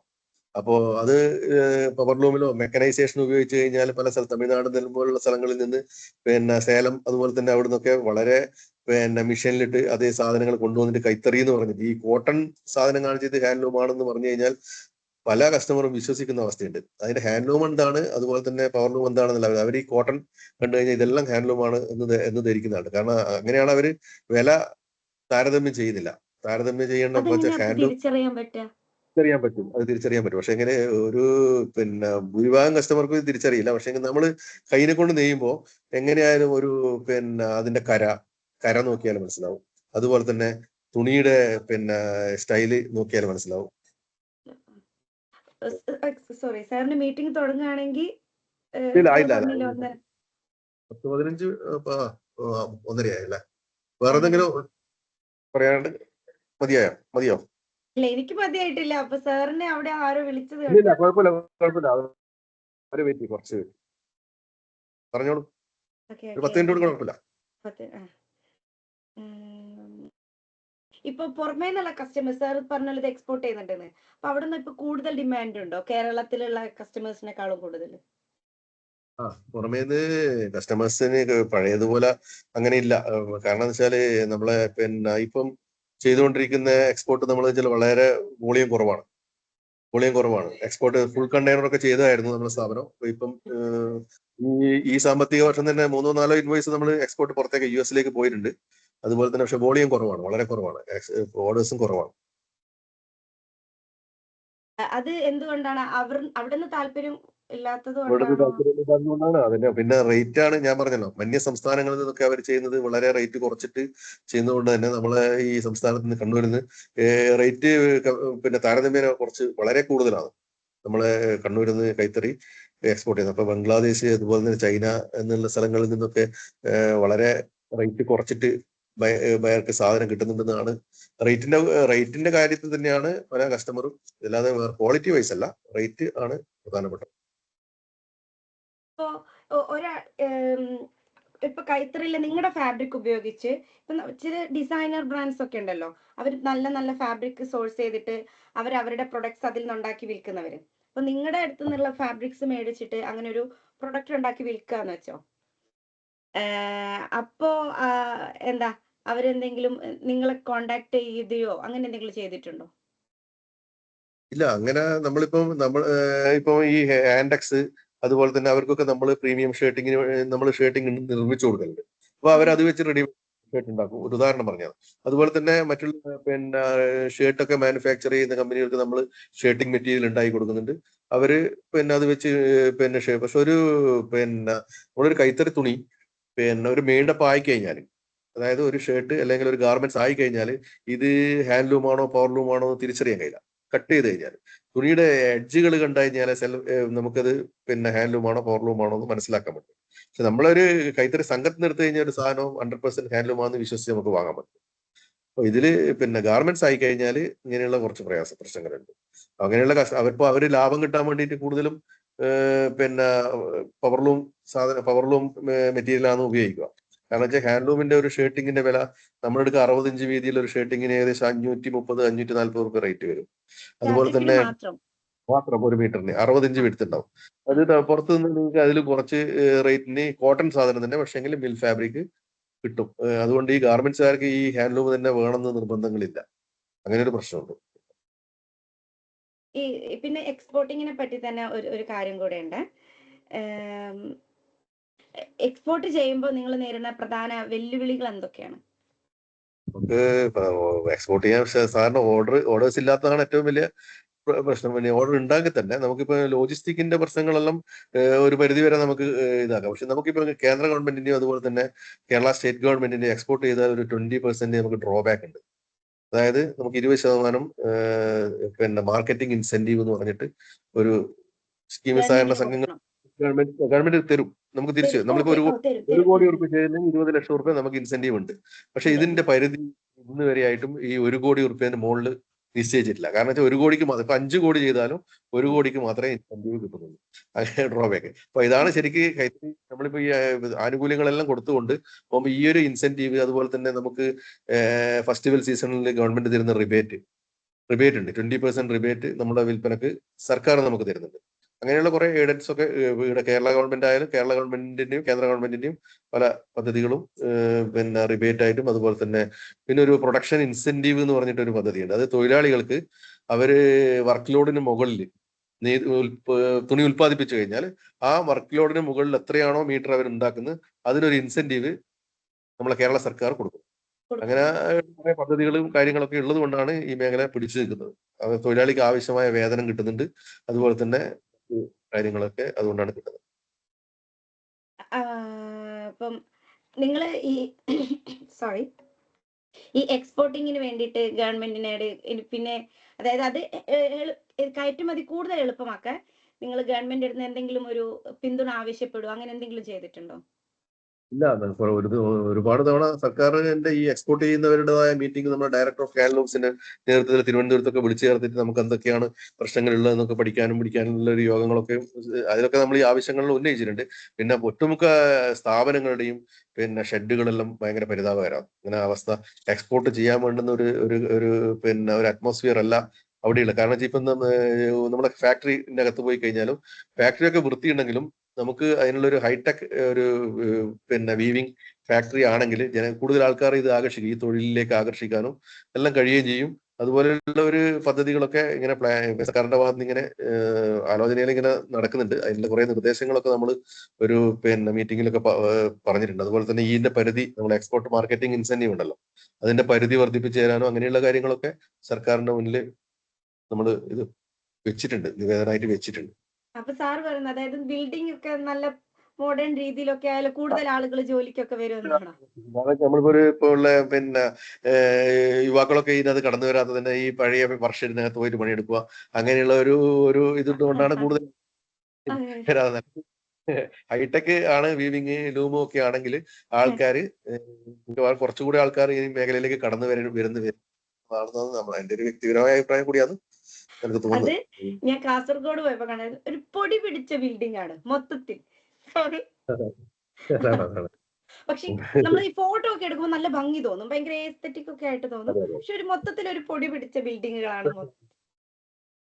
അതാണ് പറയാം, അതൊരു കമ്പനിയൊക്കെ നല്ലൊരു നീറ്റായിട്ടും ചെയ്യാൻ പറ്റുന്ന ഒരു വർഷനൊക്കെ ആണെങ്കിൽ, അതുപോലെ തന്നെ എക്സ്പോർട്ട് ചെയ്യുന്ന ഈ സാധനങ്ങളൊക്കെ പാക്ക് ചെയ്യുന്നതും ഫോർവേഡ് ചെയ്യുന്നതും ഒക്കെ നമ്മളൊരു ബയർ വന്നു കഴിഞ്ഞാൽ നമ്മൾ ചെയ്യുന്ന ഒരു പിന്നെ ആ ഒരു സ്ഥലം അവർക്ക് ഒരു ഇഷ്ടപ്പെടണം. അപ്പൊ അങ്ങനെ ഉണ്ടാകുമ്പോൾ അവർക്ക് തരാനും നമുക്കൊരു ഇത് ഉണ്ടാവും. അപ്പൊ ഈ പിന്നെ സംഘങ്ങളിലെ അവസ്ഥ വളരെ ദയനീയമായ അവസ്ഥയാണ്. കാരണം വെച്ചാൽ ഈ മേഖലയിൽ ഇപ്പം പിടിച്ചു നിൽക്കുന്ന തന്നെ കണ്ണൂരിൽ ഇപ്പൊ ഒരു 10-40ഓളം കൈത്തറി സംഘങ്ങളുണ്ട്. അതുപോലെ തന്നെ പ്രൈവറ്റുകാരും ഉണ്ട്. അതിലൊരു വിരലുണ്ടാവുന്ന 5-10 ആൾക്കാർ മാത്രമേ ഈ മേഖലയിൽ ഇപ്പൊ പിടിച്ചു നിൽക്കുന്നുള്ളൂ. കാരണം വെച്ചാൽ വളരെ ബുദ്ധിമുട്ടാണ്. ഓക്കെ, അടുത്ത ഒരു 10 വർഷത്തിനുള്ളിൽ കേരള കൈത്തറി മേഖലയ്ക്ക് ഉള്ള എന്തെങ്കിലും ഒരു ചാൻസസ് ഒക്കെ സാർ എന്താണ് പറയുന്നത്? അതായത് കൂടുതൽ ചാൻസ് വരുമോ, അല്ലെങ്കിൽ അവസരങ്ങൾ കുറയോ, കച്ചവട സാധ്യത കൂടുവോ? സാധ്യത എന്ത് തന്നെയാലും കൂടുക തന്നെ ചെയ്യും. കാരണം വെച്ചാൽ നമ്മൾ ഈ ഇപ്പം പുതിയ ഈ പറഞ്ഞ വൈവിധ്യവൽക്കരണത്തിലൂടെ നമ്മളെ ഇത് ഈ ഉണ്ടാക്കുന്ന ഈ കൈത്തറി ഉൽപ്പന്നങ്ങൾ തന്നെ, ഈ ഫാബ്രിക്കുകൾ തന്നെ പല പിന്നെ ഗാർമെന്റ്സ് ആയിട്ടും അതുപോലെ തന്നെ അപ്പാരൽസ് ആയിട്ടും എല്ലാം കൺവേർട്ട് ചെയ്ത് അത് മാർക്കറ്റിൽ എത്തിക്കാൻ പറ്റുന്നതാണെങ്കിൽ നല്ല കസ്റ്റമേഴ്സിന്റെ എന്താ പറയണ്ടേ, നമ്മുടെ ഷോറൂമിൽ തന്നെ ഇപ്പം വരുന്ന ആൾക്കാരെല്ലാം അന്വേഷിക്കുന്നത് വെച്ചാൽ പ്രാചീന രീതിയിൽ നിന്ന് മാറി നമ്മൾ പുതിയൊരു പിന്നെ എന്താ പറയണ്ട ഒരു ട്രെൻഡ് ഈ ഇതിനകത്ത് കൊണ്ടുവന്നു കഴിഞ്ഞാൽ മാറ്റങ്ങൾ വരും തന്നെയാണ്. എന്റെ റിസർച്ച് അതാണ്. അതായത് നമ്മൾ പുതിയ തരത്തിലുള്ള നമ്മളൊക്കെ ഇടുന്ന പോലത്തെ ഡ്രസ്സുകൾ ഉണ്ടാക്കിയാൽ എങ്ങനെ കച്ചവടം കൂട്ടാൻ പറ്റും എന്നുള്ളത്. ആ രീതിയിലേക്ക് ഇതിന്റെ സാധ്യതകൾ, അനന്തമായ സാധ്യതകൾ ഉണ്ടെന്ന് തന്നെയാണ് ഞാൻ വിശ്വസിക്കുന്നത്.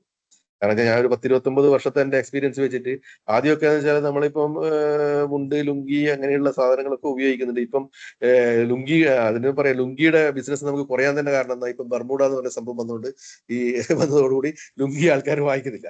അപ്പൊ നമ്മൾ എന്ത് ചെയ്തു, ആ ലുങ്കിയുടെ ക്ലോത്ത് വെച്ചിട്ട് തന്നെ നമ്മൾ ബർമൂഡ എന്ന് പറയുന്ന സംഭവം ഉണ്ടാക്കാൻ വേണ്ടി ഇപ്പം മാർക്കറ്റിലേക്ക് ഇറക്കാൻ വേണ്ടിയിട്ട് ചെയ്യുന്നുണ്ട്. അപ്പൊ അങ്ങനെയൊക്കെ മാറ്റങ്ങൾ നമ്മൾ കൊണ്ടുവന്നു കഴിഞ്ഞാൽ മിക്കവാറും നമുക്ക് പോയ പ്രതാപം പിടിച്ച് കൊണ്ടുവരാൻ കഴിയും തന്നെയാണ് പ്രതീക്ഷിക്കുന്നത്.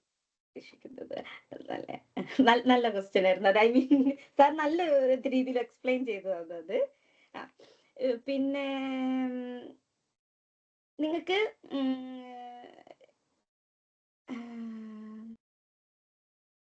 കൈത്തറി നിങ്ങളുടെ ഇൻഡസ്ട്രിയിൽ അല്ല കൈത്തറി മേഖലയിൽ എന്തെങ്കിലും ഒരു കാര്യം മാറ്റണം എന്ന് തോന്നുന്നുണ്ടെങ്കിൽ അതെന്താണ്? ഞാൻ ഈ പറഞ്ഞ ഹൈടെക് ലൂമുകളൊക്കെ ഹൈടെക് ആക്കണം. അതുപോലെ തന്നെ തൊഴിലാളിക്ക് നല്ല മാന്യമായ വേതനം കിട്ടണം എന്നുള്ള ആ ഒരു മാറ്റങ്ങൾ വരുത്തി കഴിഞ്ഞാൽ ഈ മേഖല പിന്നെ ഇനിയും കുറച്ചു കാലം കൂടി പോകും എന്ന് തന്നെയാണ്. അല്ലെങ്കിൽ ഈ തലമുറ കഴിയുന്നതോടുകൂടി ഇതിന്റെ ഒരു അവസ്ഥയും നമ്മൾ കാണേണ്ടി വരുന്നതാണ് എനിക്ക് പറയാനുള്ളത്. ഇത്രയും നേരം നമ്മൾ ചർച്ച ചെയ്തതിൽ നമ്മൾ എന്തെങ്കിലും വിട്ടുപോയതായിട്ട് സാറിന് തോന്നുന്നത് എന്തെങ്കിലും പറയാനുണ്ടോ? വിട്ടുപോയതായിട്ട് ഇല്ല, അങ്ങനെ ഒരു ഇതില്ല. ഞാൻ തൊഴിലാളികളെ കൂലിയുടെ കാര്യങ്ങളാണ് പറഞ്ഞത്. അത് അവർക്ക് ഒരു ന്യായമായ ഒരു വേതനങ്ങൾ കിട്ടുന്നില്ല. പല വെറൈറ്റികൾ ചെയ്ത് കഴിഞ്ഞാൽ അവരെ കുടുംബം പുലർത്തിക്കൊണ്ടുപോകാം. പക്ഷെ മിക്കവാറും ആൾക്കാരുടെ മക്കളൊക്കെ വേറെ ജോലിയും കാര്യങ്ങളെല്ലാം ഉള്ളത് കൊണ്ട് തന്നെ ഈ മേഖലയിൽ അവർ പിടിച്ചു നിൽക്കുന്നതാണ്. അങ്ങനെ ഇല്ലാത്ത കുറെ ഒരു വിഭാഗം തൊഴിലാളികൾ വളരെ സ്ട്രഗിൾ ചെയ്യുന്നുണ്ട് ഇതിനകത്ത്. ഈ ഒരു വേതനം മാത്രം ആശ്രയിച്ചിട്ട് ജീവിക്കുന്നവർക്ക് കുട്ടികളെ പഠിപ്പിക്കാനും മറ്റുള്ള ബുദ്ധിമുട്ട് വളരെ ബുദ്ധിമുട്ടാണ്.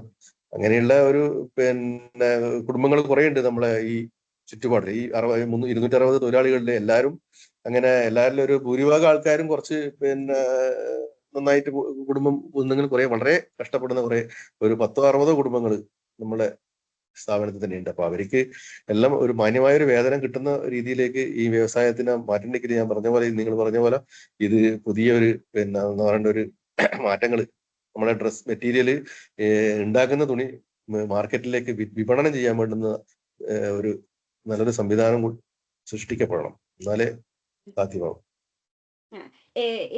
എന്റെ റിസർച്ചിന്റെ ഭാഗമായിട്ട് ഞാൻ സമീപിക്കേണ്ടോ സംസാരിക്കേണ്ടോ എന്തെങ്കിലും സ്ഥാപനങ്ങളോ ഒരു വ്യക്തികളോ സാറിന് റെക്കമെൻഡ് ചെയ്യാൻ പറ്റുമായിരുന്നെങ്കിൽ ഏതൊക്കെയായിരുന്നു? നിങ്ങൾക്ക് ടെക്നിക്കൽ ആയിട്ടുള്ള അഡ്വൈസ് കിട്ടാൻ വേണ്ടി IIHT നിങ്ങള് ഞാൻ പക്ഷെ അവരുടെ അടുത്തുനിന്ന് എനിക്ക് വ്യക്തമായ ഒരു മറുപടി കിട്ടുന്നില്ല. ഞാൻ ഒത്തിരി വിളിക്കുകയും മെയിൽ അയക്കുകയും ഒക്കെ ചെയ്തിട്ടുണ്ട്. അതാണ് നമ്മുടെ ഇവിടെയുള്ള ടെക്നിക്കൽ അഡ്വൈസ് ചെയ്യുന്നത്. പിന്നെ ഉള്ളത് വീവേഴ്സ് സർവീസ് സെന്റർ ഉണ്ട്. പിന്നെ ഇവരാണ് കൂടുതൽ വീവിങ്ങിന്റെയും അതുപോലെ തന്നെ മറ്റുള്ള.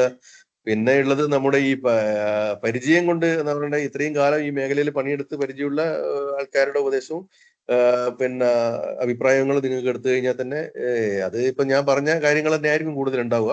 കാരണം വെച്ചാൽ ഞാനൊരു 10-29 വർഷമായിട്ട് എനിക്ക് ഇത് അറിയാം. എന്റെ അച്ഛനും അതുപോലെ തന്നെ അമ്മയെല്ലാം ഈ മേഖലയിൽ പണിയെടുത്ത ആൾക്കാരാണ്. അതുകൊണ്ട് തന്നെ എനിക്ക് ഇതിന്റെ കാര്യം. പിന്നെ ഓക്കെ, അവസാനമായിട്ട് സാറിന് എന്തെങ്കിലും ഇപ്പൊ കൂടുതലായിട്ട് പറയാനോ പങ്കുവെക്കാനോ സാർ എന്തെങ്കിലും അഭിപ്രായങ്ങളോ നിർദ്ദേശങ്ങളോ ഉണ്ടോ? വേറെ കാര്യമായിട്ട് ഇപ്പൊ പറഞ്ഞതിൽ കൂടുതലായിട്ടൊന്നുമില്ല.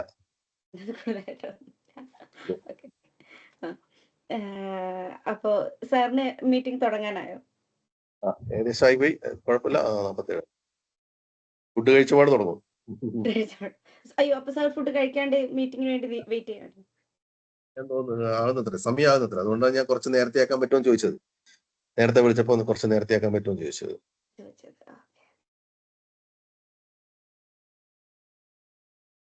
എന്തായാലും എക്സ്പോർട്ടിംഗ് മാർക്കറ്റിനെ പറ്റിയിട്ട് സാറിന്റെ എക്സ്പീരിയൻസ് ഇത് കൂടുതൽ അല്ലാണ്ട് എന്തെങ്കിലും വിട്ടുപോയ കാര്യങ്ങൾ എന്തെങ്കിലും പറയാനുണ്ടെങ്കിൽ? എക്സ്പോർട്ടിങ്ങിൻ്റെത് ഞാൻ മാർക്കറ്റിംഗില് നമ്മളിപ്പോ ഒരു ചെറിയ വോളി ഇപ്പം ചെയ്യുന്നുള്ളൂ. എന്നാലും അതിൻ്റെ അകത്ത് കുറെ പ്രയാസങ്ങളുണ്ട്. പ്രൊഡക്ഷനുമായിട്ട് ബന്ധപ്പെട്ട കുറെ പ്രയാസങ്ങളാണ്. അത് നമ്മളിപ്പോ കളറിങ് ഇപ്പൊ എക്സ്പോർട്ടിങ്ങിന് വെച്ചാൽ എല്ലാവർക്കും വേണ്ടത് ഒരു തരത്തിലുള്ള പ്രോസസ്സിങ് വേണം. ഒരു ഫാബ്രിക് ആക്കി കഴിഞ്ഞു കഴിഞ്ഞാൽ അത് വാഷ് ചെയ്ത് നമ്മളിപ്പോ ഒരു തുണി എക്സ്പോർട്ട് ചെയ്യുമ്പോൾ പണ്ടൊക്കെ നമ്മളിപ്പോ തുണി അയൺ ചെയ്ത് ഫിനിഷ് ചെയ്തിട്ടാണ് നമ്മൾ കൊടുക്കേണ്ടത്. അയൺ ചെയ്ത് ഫിനിഷ് ചെയ്ത കലണ്ടറിങ് പ്രോസസ്സിംഗ് എന്ന് പറഞ്ഞാൽ അത് ഒരു ഫാബ്രിക്. ഇപ്പം കസ്റ്റമർക്ക് ചോദിക്കുന്ന വെച്ചാൽ നമ്മള് ഉപയോഗിച്ച് അത് ഒരു തുണി ഒരു എന്താ പറയാ പിന്നെ നമ്മൾ വീട്ടിൽ ഉപയോഗിച്ച് കഴിഞ്ഞ തുണി ഉണ്ടല്ലോ, അതുപോലെ ആക്കിയിട്ടാണ് ഇപ്പൊ എക്സ്പോർട്ട് ചെയ്യേണ്ടി വരുന്നത്. കാരണം വെച്ചാൽ ഒരു പ്രോസസ്സിംഗ് എന്ന് പറഞ്ഞു കഴിഞ്ഞാൽ ഒരു കെമിക്കൽ പ്രോസസ്സിംഗ് ആണ് വെച്ചിട്ട് ആ തുണി ഉപയോഗിച്ച പോലെയാണ്. നമ്മളിപ്പോ ഒരു സാധനം അയക്കുമ്പോൾ നമ്മൾ ആ തുണി വാഷ് ചെയ്ത് ഉപയോഗിച്ച പോലെ ഉള്ള ആ ഒരു അവസ്ഥയിലാണ് അയക്കേണ്ട ഒരു സംവിധാനം വരുന്നത്. അത് ഇപ്പൊ കൈത്തറി വാഷിംഗ് ആണത്. നമ്മളിപ്പോ പ്രൊഡക്ഷൻ തുണി ഉണ്ടാക്കി കഴിഞ്ഞാല് അത് പല എൻസൈം വാഷ് ചെയ്തിട്ട് ഇതിനെ നമ്മള് ആ രീതിയിലാണ് നമ്മൾ തുണി അയക്കേണ്ടി വരുന്നത്. അങ്ങനെ ഒരു മാറ്റം ഈ എക്സ്പോർട്ടിൽ ഇപ്പം കുറച്ചായിട്ട് കാണുന്നത്. നമുക്കിപ്പം വന്നിരിക്കുന്ന വേണ്ടത് അങ്ങനെയാണോ? അതെ, ബയസ് ആവശ്യപ്പെടുന്നത് അങ്ങനെയാണ്. നമ്മൾ നെയ്ത് പുറത്തു വന്ന തുണീന നമ്മള് ഫിനിഷ്ഡ് ആയിട്ട് ചെയ്യാതെ അതിനെ 2-3 വാഷിംഗ് ഒക്കെ ചെയ്ത് അതിനെ ഉപയോഗിച്ച ഒരു ക്ലോത്ത് പോലെ ആക്കിയിട്ടാണ് നമ്മൾ ആ കിച്ചൺ മെയിനായിട്ട് വരുന്നത്. കിച്ചൺ നാപ്കിൻ, അതുപോലെ തന്നെ kitchen towels, table runner, table cloth, ഇതൊക്കെ അങ്ങനെയാണ് ഇപ്പോൾ US-ലേക്ക് നമ്മളിപ്പം ഇപ്പൊ നമുക്ക് ഓർഡർ വന്ന് ചെയ്തത്. അപ്പൊ നമ്മളിത് ഉണ്ടാക്കിയതിനു ശേഷം നമുക്ക് ആ വാഷിംഗ് യൂണിറ്റ് ഇല്ല, നമുക്ക് ഈ സാധനങ്ങൾ വാഷ് ചെയ്യുന്നതിനുള്ള യൂണിറ്റ് ഇല്ല. അപ്പൊ അത് നമ്മൾ പുറത്ത് കൊണ്ടുപോയിട്ട് എൻസൈം വാഷ്, അതുപോലെ തന്നെ എന്തൊക്കെയോ കെമിക്കൽ ഉപയോഗിച്ചുള്ള വാഷിംഗ് ആണ്. അങ്ങനെയൊക്കെ ഇപ്പം നമ്മുടെ കൂത്തുപറമ്പ് ഒരു വലിയ വെളിച്ചം, അവിടെ ഒരു വാഷിംഗ് യൂണിറ്റ് ഉണ്ട്. നമ്മളിപ്പോ അവിടുന്നാണ് ചെയ്തുകൊണ്ടിരിക്കുന്നത്. അപ്പൊ നമുക്ക് ഇപ്പൊ വേറൊരു കാര്യം എന്ന് വെച്ചാൽ നമുക്ക് കൂടാളി എന്ന് പറയുന്ന ഒരു സ്ഥലമുണ്ട്, ഇതിന് തൊട്ടടുത്താണ്. കൂടാളി കേട്ടിട്ടുണ്ടോ? അവിടെ നമുക്കൊരു 9-10 ഏക്കർ സ്ഥലമുണ്ട് സ്ഥാപനത്തിന്. അപ്പൊ അവിടെ നമ്മളൊരു ചെറിയൊരു വീവിംഗ് യൂണിറ്റ് അവിടെ നടക്കുന്നുള്ളൂ. അവിടെ ഒരു 4 ഏക്കർ സ്ഥലം നമ്മൾ സർക്കാരിന് ലീസിന് കൊടുത്തിട്ടുണ്ട്. അപ്പോ അതിന്റെ പദ്ധതി ഇങ്ങനെ നടന്നുകൊണ്ടിരിക്കില്ല. അതായത് കൈത്തറി ഗ്രാമം എന്ന് പറഞ്ഞിട്ടൊരു പദ്ധതിയാണ് സർക്കാരിന്റെ ഇതിൽ വരുന്നത്. വലിയ ഇൻവെസ്റ്റ്മെന്റ് ഒക്കെ ചെയ്തിട്ട് സർക്കാരിന് നമ്മൾ 15 വർഷത്തേക്ക് ലീസിന് കൊടുത്താണ്. സർക്കാർ ആ ഒരു പദ്ധതി, കൈത്തറി ഗ്രാമം പദ്ധതി നടപ്പിലാക്കിയതിനു ശേഷം 15 വർഷം കഴിഞ്ഞാൽ ആ പ്രോപ്പർട്ടി നമുക്ക് ഇങ്ങനെ തിരിച്ചു കിട്ടും. അപ്പൊ അതില് കൈത്തറി മ്യൂസിയം, അതുപോലെ തന്നെ ഒരു ടൗൺഷിപ്പ് പോലെ അങ്ങനെയുള്ള ഒരു വലിയ പദ്ധതിയാണ്. അപ്പൊ അതിന്റെ പ്രൊജക്ട് IHDT ആണ് ചെയ്തുകൊണ്ടിരിക്കുന്നത്. ഊരാളുങ്കലാണ് അതിന്റെ. അപ്പൊ അതുമായി ബന്ധപ്പെട്ട് ഇങ്ങനെ കാര്യങ്ങൾ നടക്കുന്നുണ്ട്. അപ്പൊ ആ ഒരു ഭാഗത്തുള്ള ഒരു സ്ഥലത്ത് നമ്മൾ ഈ ഒരു വാഷിങ്ങിന്റെ ഒരു യൂണിറ്റ് ചെയ്യാൻ വേണ്ടി ഇങ്ങനെ ഉദ്ദേശിക്കുന്നത്. പക്ഷെ നമുക്ക് ബൾക്കായിട്ട് ഓർഡർ കിട്ടിയിട്ടുണ്ടെങ്കിൽ മാത്രമേ അത് സക്സസ് ആവും. അല്ലാതെ നമ്മൾ ചെറിയ ചെറിയ ഇതിനു വേണ്ടി മാത്രം നമ്മളെ ഓർഡർ ഇതിനു വേണ്ടി മാത്രം ചെയ്യുന്നത് ശരിയല്ലോ. ചെയ്യുമ്പോൾ വലിയ ഒരു ആൾക്കാരും അതുപോലെ തന്നെ എല്ലാം മുതൽ മുടക്ക് എല്ലാം വേസ്റ്റ് ആവുമല്ലോ. അതുകൊണ്ട് തന്നെ നമ്മൾ അങ്ങനെ ഒരു പ്ലാനിങ് ഇങ്ങനെ ചെയ്തുകൊണ്ടിരിക്കുന്നുണ്ട്, അങ്ങനെ ഒരു പദ്ധതി ചെയ്യാൻ വേണ്ടി. സർ, ഇരിങ്ങൽ ക്രാഫ്റ്റ് വില്ലേജിനെ പറ്റി കേട്ടിട്ടുണ്ടോ? അതുപോലെ തന്നെ ഇരിങ്ങൽ ക്രാഫ്റ്റ് വില്ലേജ് നമ്മുടെ കാഞ്ഞിരോട് കൈത്തറി ഗ്രാമം എന്നാണ് പദ്ധതിയുടെ പേര്. അങ്ങനെ അവിടെ നമുക്കൊരു 10 ഏക്കർ സ്ഥലത്തിൽ ഒരു 4 ഏക്കർ ഇവർക്ക് സർക്കാരിന് നമ്മൾ ലീസിന് കൊടുത്തിട്ടുണ്ട്. അങ്ങനെ ഒരു പദ്ധതി വന്ന ടൂറിസവുമായി ബന്ധപ്പെട്ടിട്ടുള്ള എന്തൊക്കെയോ പദ്ധതികളാണ് അവിടെ വരാൻ പോകുന്നത്. അതിന്റെ പ്രൊജക്ട് റിപ്പോർട്ടും കാര്യങ്ങളെല്ലാം ആയി വരുന്നത്രേ ഉള്ളൂ.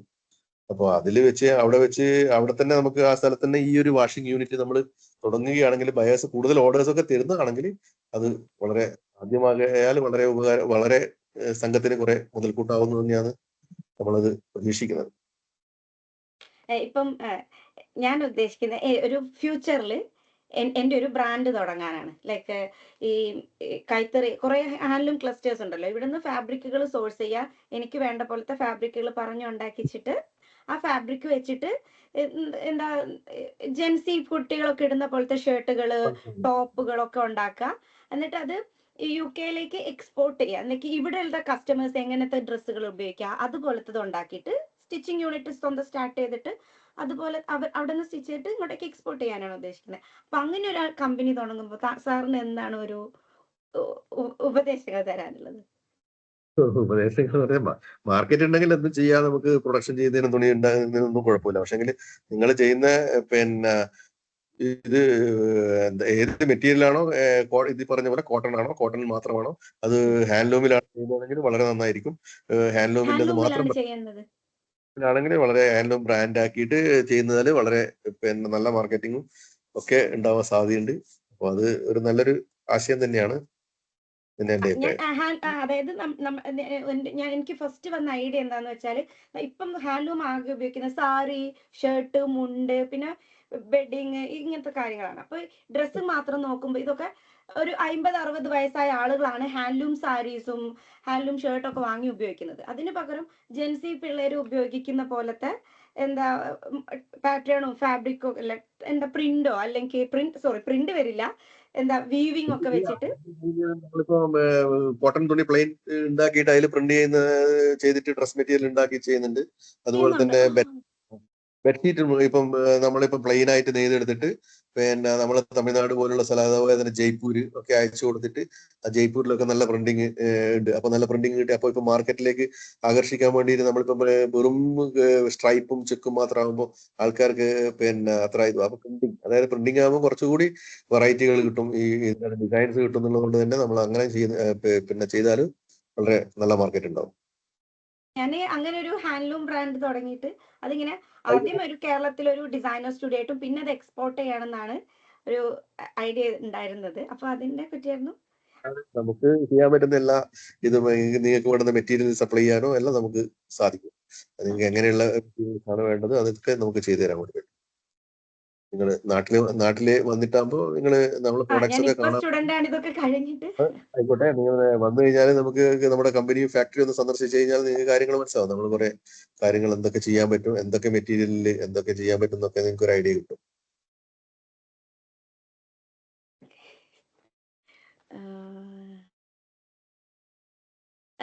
സാറിന് ടൈം ആയോ? ഏകദേശമായി. ഓക്കെ, അപ്പോ നമുക്ക് വൈൻഡപ്പ് ചെയ്യാം. ആയിക്കോട്ടെ. അപ്പോ ഇങ്ങനെ ഒരു മീറ്റിംഗിൽ പങ്കെടുത്തതിന് വളരെ നന്ദി. സാറിൻ്റെ അടുത്ത് ഒത്തിരി എനിക്ക് ഇൻഫോർമേറ്റീവ് ആയിട്ടുള്ള കാര്യം കിട്ടി. ഞാൻ ഒട്ടും ചിന്തിച്ചു പോലുമില്ല നിങ്ങൾ US-ലേക്കും UK-ലേക്കും ഒക്കെ എക്സ്പോർട്ട് ചെയ്യുന്നുണ്ടെന്ന്. ഞാൻ കേരളത്തിൽ ഒരു ഹാൻഡ്ലൂം ക്ലസ്റ്റേഴ്സും എക്സ്പോർട്ട് ചെയ്യുന്നില്ല എന്നായിരുന്നു ഞാൻ ചിന്തിച്ചത്. അപ്പോൾ നിങ്ങളെ കണ്ണൂരിൽ നിന്ന് ഒരു എക്സ്പോർട്ടിംഗ് ഹൗസ് ഒക്കെ ഉണ്ടെന്ന് പറഞ്ഞപ്പോൾ ഭയങ്കര സന്തോഷമുണ്ട്. സാർ ഒത്തിരി ഇൻഫർമേഷൻസ് ഷെയർ ചെയ്തിട്ടുണ്ട്. സാർ എനിക്കൊരു വീഡിയോ അയച്ചു തരാമെന്ന് പറഞ്ഞിരുന്നു. സാർ അത് അയച്ചു തരാം. ഓക്കെ. അപ്പോ വളരെ താങ്ക് യു. ഓക്കെ, കാണാം നമുക്ക്. ഓക്കെ, ശരി.